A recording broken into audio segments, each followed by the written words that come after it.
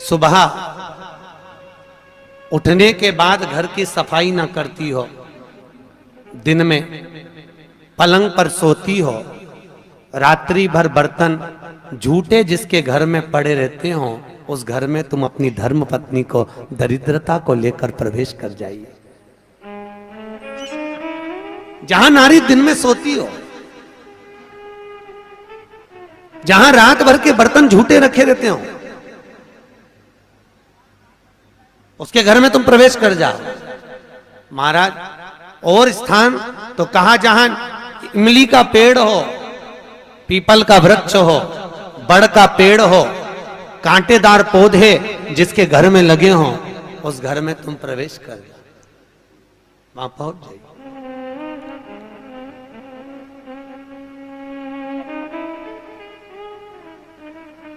महाराज,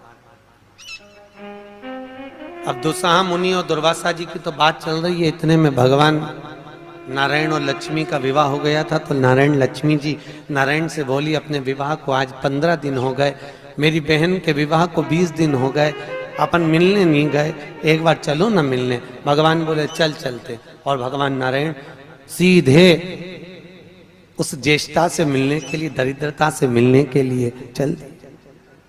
अब दरिद्रता से मिलने के लिए जैसे ही पहुंचे तो दरिद्रता कहां बैठी हुई थी? पीपल के पेड़ के नीचे। पीपल के पेड़ के नीचे दरिद्रता बैठी है और वहीं पर पहुंच गए। अब आप किसी से मिलने जाओगे तो क्या लेकर जाओगे? अरे बोलो तो क्या ले जाओगे? डंडा की मिठाई? डंडे लेकर जाओगे कि मिठाई लेकर जाओगे? अरे बोलो तो मिठाई लेकर जाओगे ना, कुछ भी मिष्ठान मुंह मीठा कराने के लिए। जिसकी विवाह हुआ है, अभी विवाह हुआ है, तो उसके यहाँ मिठाई का डब्बा लेकर चले। और मिठाई का डब्बा ले जाकर जैसे ही भगवान नारायण लक्ष्मी को दिया, लक्ष्मी ने तुरंत ज्येष्ठा देवी को दिया। ज्येष्ठा को दिया तो देते ही दरिद्रता ने मिठाई का डब्बा फेंक दिया, और फेंकते से ही बोली, लक्ष्मी तू मेरी छोटी बहन है, तुझे इतना नहीं मालूम कि तेरी बड़ी बहन खाती क्या है, और मेरे लिए तू मिठाई लेकर आई है? तू पागल हो गई है, मूर्ख हो गई है, जो तू मेरे लिए मिष्ठान लेकर आई है। तुझे मालूम नहीं कि मुझे खट्टा और तीखा पसंद है। लक्ष्मी जी की आंख में आंसू भर गए। लक्ष्मी जी बोली, जीजी मैं तो समझी कि तुम्हारा विवाह हो गया है, हो सकता है तुम कुछ चेंज करी हो अपने स्वाद को, क्योंकि विवाह होने के बाद थोड़ा सा व्यक्ति बदल जाता है। मुझे लगता है आपने कुछ चेंज करा होगा, इसलिए मैं आपके लिए मिठाई लेकर आई। लक्ष्मी तुझे मालूम नहीं मैं क्या खाती हूं? मुझे नहीं चाहिए। मिठाई का डब्बा फेंक दिया। आज भी कई दरवाजों पर, कई दुकानों पर आपने नींबू मिर्ची टंगा हुआ देखा होगा। कई लोग कहते हैं नजर से बचाता है, नजर से नहीं, लक्ष्मी और दरिद्रता ये दोनों बहनें हर एक व्यक्ति के घर में प्रतिदिन प्रवेश करती है। पर लक्ष्मी के लिए मिठाई फ्रिज में रखी होती है, इसलिए लक्ष्मी सीधे अंदर चली जाती है, और दरिद्रता के लिए नींबू मिर्ची दरवाजे पर टंगा रहता है, इसलिए वो दरवाजे से खाकर वापिस चली जाती है। दरवाजे से खाकर तुरंत वहीं से लौट जाती है। कई लोग कहते हैं नजर के लिए, नजर के लिए नहीं, दरिद्रता हमारे यहाँ प्रवेश ना करे, ज्येष्ठा हमारे यहाँ प्रवेश ना करे, इसलिए नींबू और मिर्ची को दरवाजे पर बांधा जाता है। और कई लोगों को नहीं मालूम तो वो कहते हैं नजर से बचाता। नजर से नहीं, दरिद्रता का प्रवेश ना हो। अगर दरिद्रता हमारे घर में प्रवेश कर रही है तो वो दरवाजे से ही भोजन कर कर निकल जावे, हमारे घर के अंदर प्रवेश ना करे। इसलिए हिंदू धर्म की रीति आज भी घर के अंदर नींबू और मिर्ची को एक ही डलिया में नहीं रखा जाता। अगर नींबू और मिर्ची एक ही डलिया में रखे रहते हैं तो उस घर में दरिद्रता का निवास होता, दरिद्रता का प्रवेश। महाराज, हमारे यहां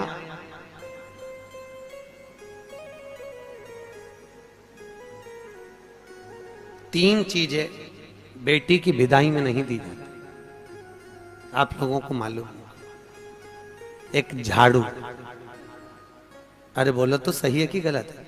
एक झाड़ू बेटी की विदाई में नहीं देते। एक चलनी छानने की बेटी की विदाई में नहीं देते, और एक अचार की बरनी बेटी की विदाई में नहीं देते।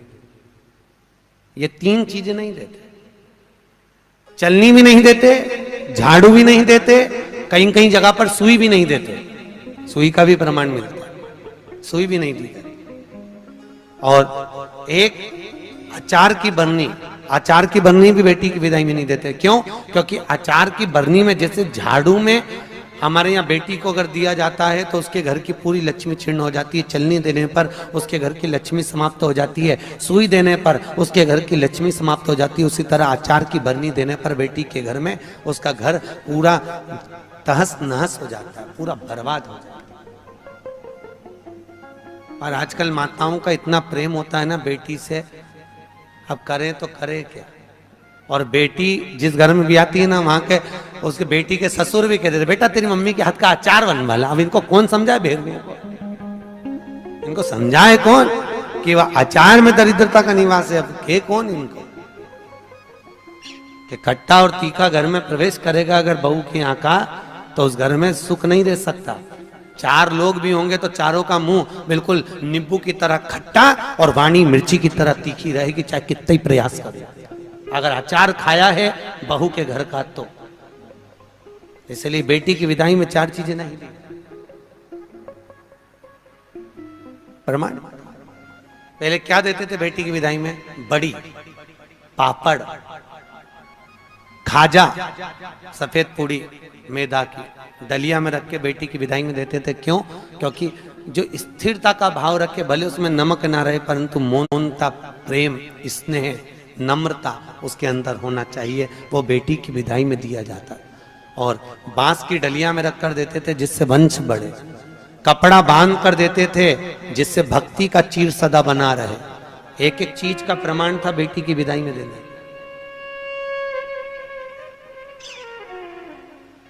अब आज के जमाने में लोग तो जाने नहीं, बस जो आ जाए आन दो आन दो आन दो आन दो, और आ तो गया फिर पचान दो, फिर अब पचाओ, बहुत कठिन है। खाना सरल है पर पचाना कठिन है, बहुत कठिन, सरलता नहीं है। बोलो राधे, बहुत कठिन था। तो ये दरिद्रता देवी को, ज्येष्ठा को, और लक्ष्मी जी ने मिठाई दी, उसने फेंक दिया। मुझे खट्टा और तीखा पसंद है, मुझे नहीं चाहिए, मैं ये नहीं खा सकता, आप ले जाओ इसको, मुझे खट्टा और तीखा ला कर दीजिए।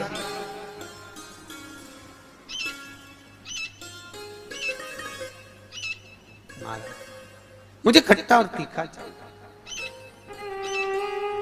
समझाया। भगवान विष्णु लक्ष्मी जी से कह रहे हैं तेरी बहन को समझाना बहुत कठिन है, तू चल। लक्ष्मी जी जाने लगी।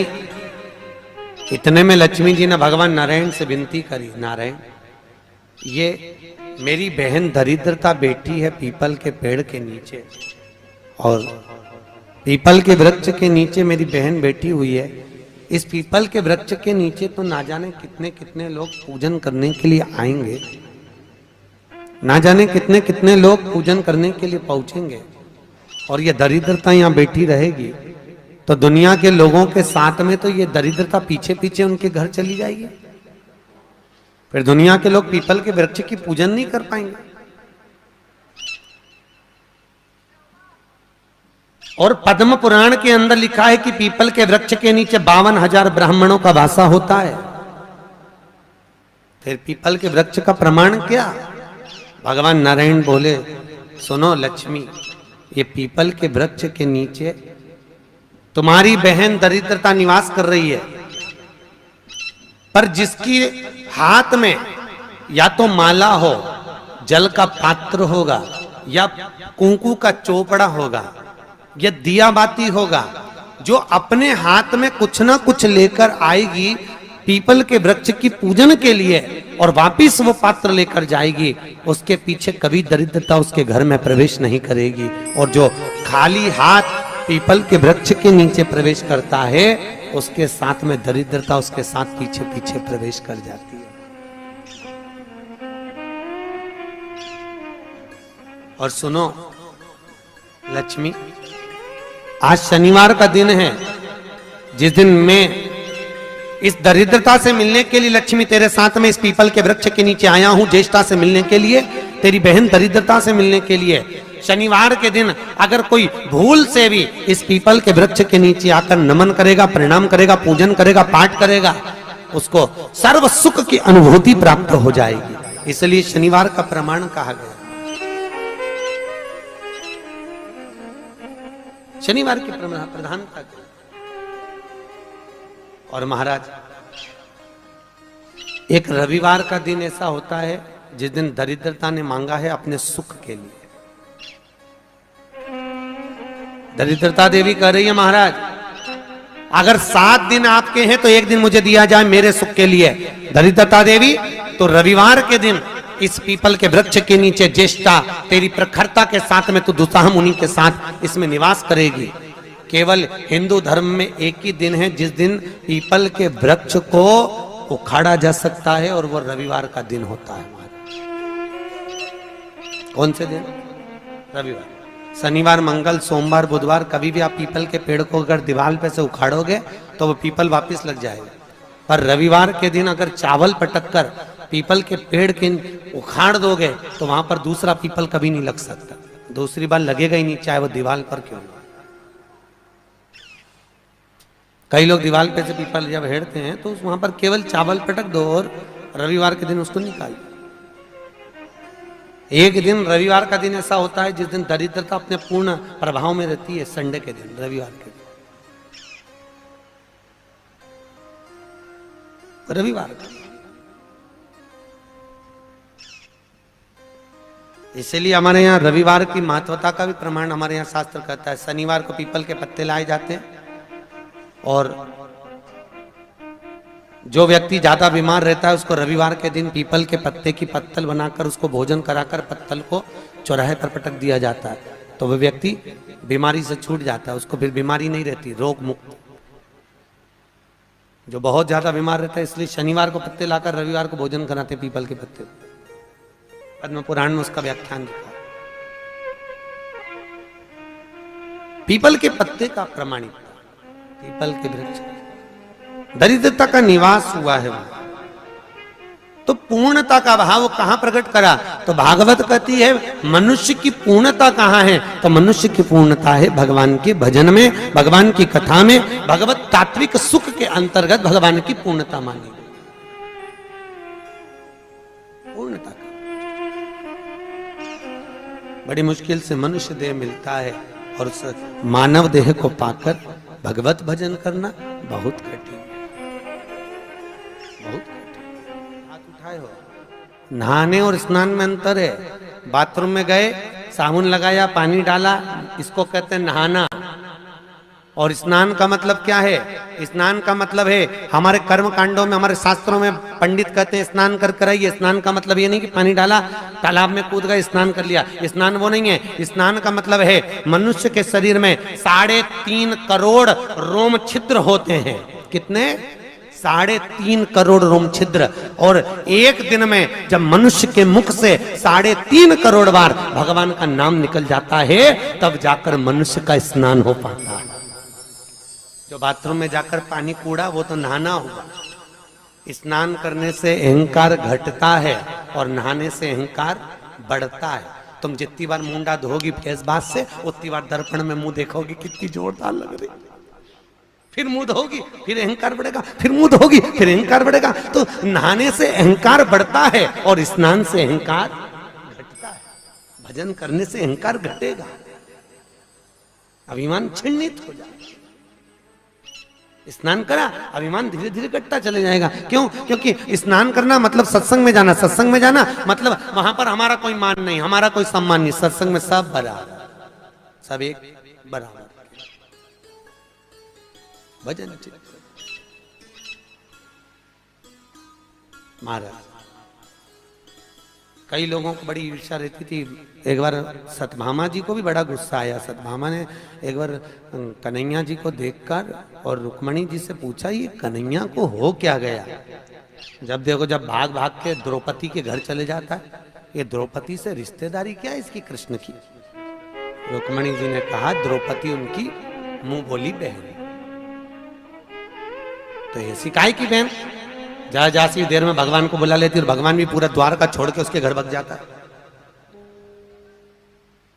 एक आध दिन मुझे ये द्रौपदी को सही करना पड़ेगा, सत्यभामा जी बोली रुक्मिणी से। और भगवान ने कानों से सुन लिया। सुनते ही भगवान तुरंत आए और आकर बोले मैं जा रहा हूं। इतने में तुरंत रुक्मिणी ने पूछा कहां जा रहे हो प्रभु? भगवान बोले मैं अपनी बहन द्रौपदी के घर जा रहा हूं। सत्यभामा जी बोली अच्छा। इतने में भगवान बोले तुम चल रही हो क्या? सत्यभामा जी ने रुक्मिणी को कोनी मार के कहा आज मौका मिला, चल आज ननंद के तो ऐसा ठीक करेंगे जिंदगी भर नहीं बुलाएंगे, आज चल। और सत्यभामा जी तुरंत कहती हैं हाँ प्रभु हम चल रहे। रुक्मिणी जी बोली हम भी चल रहे। दोनों चल दी।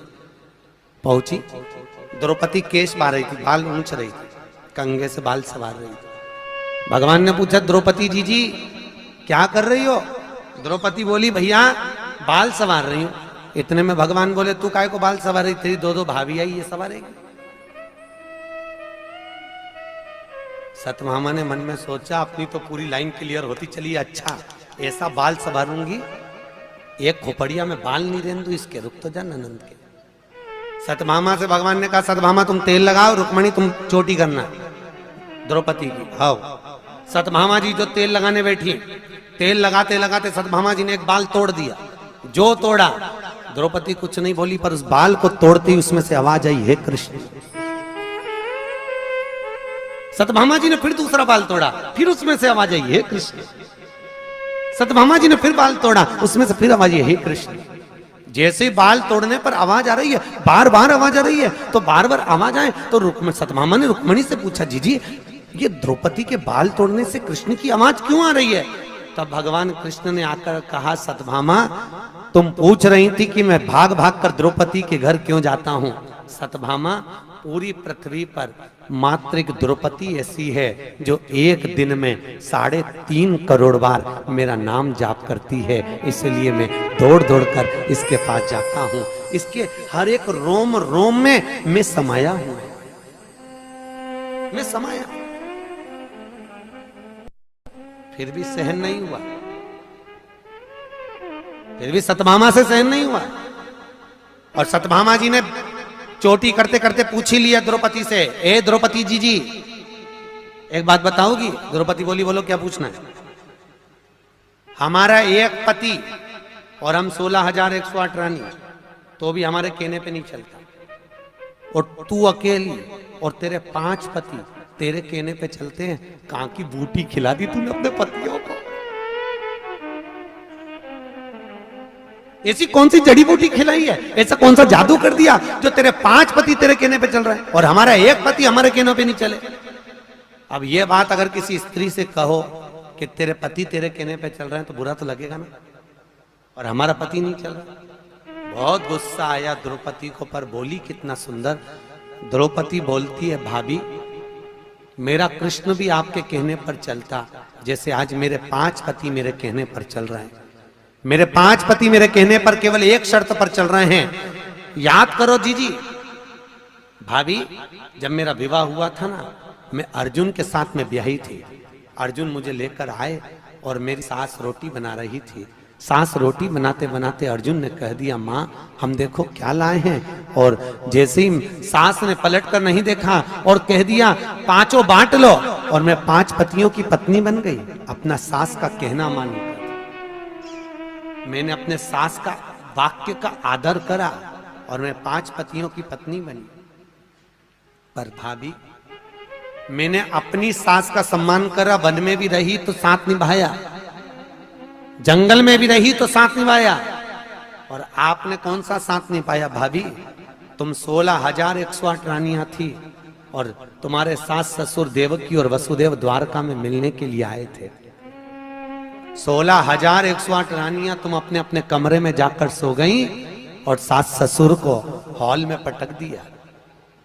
अगर एक बहू भी अपना कमरा छोड़कर कह देती मम्मी 2 दिन के लिए आई हो, इसमें ठहर जाओ, पापा इसमें ठहर जाओ, तो सास ससुर का अगर तुम आदर करती, अगर तुम तुम्हारे पति के माता पिता का आदर करती, तो यह पक्का था कि तुम्हारा pति भी तुम्हारे कहने पर चलता। पर तुमने अपने पति के माता पिता का आदर नहीं करा, इसलिए तुम्हारे पति भी तुम्हारे कहने पर नहीं चलते। तुम आदर तो करती। भाभी आज भी वो देवकी वसुदेव हाल में ही बैठे हैं और सब रानी अपने अपने कमरे में बैठी है।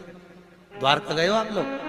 द्वारका गए हो तो द्वारका में जाकर देखना, देवकी और वसुदेव का मंदिर द्वारकाधीश के ठीक सामने, सब रानी अपने अपने भवन में और वो हॉल में। सम्मान करोगी तो सम्मान मिलेगा, आदर करोगी तो आदर मिलेगा।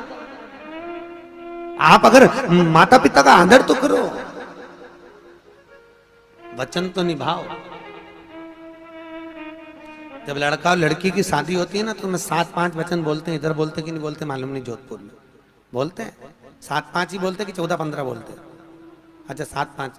लड़की के 7 और लड़के के 5 वचन। लड़की अपना वचन निभाती है तो वचन में एक वचन दिलवाती है कि तुम मेरे माता पिता का आदर करना, लड़के से दिलवाती है। लड़का कहता है हाँ करूंगा। पर लड़के के 5 वचन में यह वचन नहीं रहता कि तुम मेरे माँ बाप का सम्मान करना। क्यों नहीं रहता? लड़की के 7 वचन में लड़की अपने लड़के से वचन दिलवाती है। पंडित बोलता है कि लड़की का एक वचन है कि तुम हमारे माँ बाप का सम्मान करना। लड़के से हुंकारा भरवाया जाता है, लड़के से पूछा जाता है कि तुम लड़की के माँ बाप का सम्मान करोगे? हाँ। और लड़के के 5 वचन में ये वचन नहीं रहता कि तुम मेरे माँ बाप का सम्मान करना। किसी ने पूछा गुरुदेव ये बताओ, लड़की के 7 वचन में एक वचन है कि तुम उसके माँ बाप का सम्मान करो, तो लड़के ने वचन क्यों नहीं दिलवाया लड़की से कि तुम हमारे माँ बाप का सम्मान करना? तो भागवत कहती है इसलिए वचन नहीं दिलवाया क्योंकि लड़का ज्ञानी है, उसको मालूम है जब ये अपने माँ बाप का सम्मान मुझसे करवा रही है तो ये पक्का है कि मेरे माँ बाप का सम्मान भी ये कर लेगी, तो मुझे वचन दिलवाने की जरूरत ही नहीं। मैं क्यों वचन दिलवाऊं? जब ये अपने माँ बाप का सम्मान कर रही है, अपने माता पिता के लिए एक पराये लड़के से हुंकारा भरवा रही है कि तुम मेरे माँ बाप का सम्मान करना, जब इसके मन में अपने माता पिता के प्रति इतना आदर है तो मेरे माँ बाप के प्रति इसके मन में कितना आदर होगा। इसलिए मुझे वचन दिलवाने की जरूरत नहीं। ये लड़की घर की संस्कारित है और मेरे माता पिता का आदर करेगी, ये मुझे लगता है, मैं मानता हूं। इसलिए लड़का वचन नहीं दिलवाता कि तुम मेरे माँ बाप का सम्मान करो। उसने एक ने दिलवा लिया, वही बहुत वचन का।